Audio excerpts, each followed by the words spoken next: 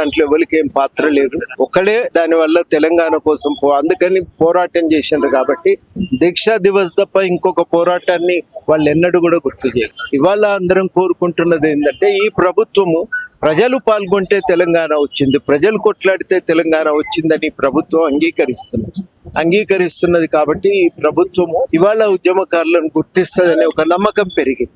తర్వాత కొంత ఈ విషయాలపైన చర్చ కూడా జరుగుతాం ప్రభుత్వంలో, ఏదో ఒకటి చెయ్యాలి, న్యాయం చెయ్యాలి. సార్ ప్రభుత్వం వచ్చి 18 నెలలు అవుతుంది. 18 నెలలకి ఇప్పటి వరకు ఎందుకు గుర్తుకు రాలేదు సార్? మేనిఫెస్టోలో మొట్టమొదటిసారిగా మేము అమరవీరులకే న్యాయం చేస్తాము, ఉద్యమకారులకే న్యాయం చేస్తాం అన్నారు కదా సార్. ఆర్థిక పరిస్థితి కూడా బాగాలేదు, కనబడుతున్నటువంటి వాస్తవం అది. ఇప్పుడు కొంత ఆర్థిక పరిస్థితిని చక్కబెట్టుకుంటూ ఒకటొకటి పూర్తి చేస్తున్నారు.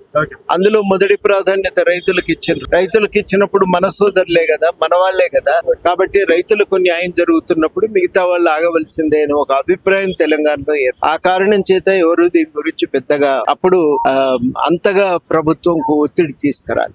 ఇవాళ కూడా ఏదో ప్రభుత్వము అందరు కోరుకునేది ఏంటంటే ఈ విషయాలపైన ఒక నిర్ణయం తీసుకోవాలనేదే అందరు కోరుతున్నారు, ఒక ప్రకటన చేయమని అడుగుతున్నారు. సార్ ప్రకటనలు చేస్తున్నారు, మర్చిపోతున్నారు. 18 నెలలు అవుతుంది. సో June 2 తర్వాత మా అసలు విశ్వరూపం చూపిస్తామని అమరవీరుల కుటుంబాలు చెప్తున్నటువంటి మాట సార్. ఈ తర్వాత ఇప్పుడే ఎన్ని మాట్లాడితే మంచిది కాదు కదా. ఇవాళ ఆశ ఉంది, ఒక ప్రకటన చేస్తారని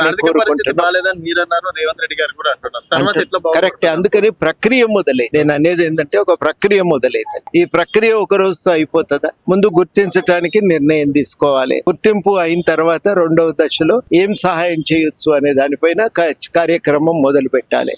కాబట్టి ఇదంతా ఒక ప్రక్రియ. ఈ ప్రక్రియలో ఒకటి తర్వాత ఒకటి జరుగుతాయి అనేది అందరికీ అంచనా. గతంలో కేసీఆర్ మోసం చేసినట్టు ఇప్పుడు రేవంత్ రెడ్డి గారు మోసం చేస్తే ఏం సార్ పరిస్థితి? ఇప్పుడు నువ్వు ఇస్తాడని మేము నమ్మకంతో ఉంటే మోసం చేస్తే ఏం చేస్తావంటే మోసం చేయడు, అది మేము ఖచ్చితంగా చెప్పదు. నమ్మకం, సంపూర్ణ విశ్వాసంతోనే వచ్చినాం.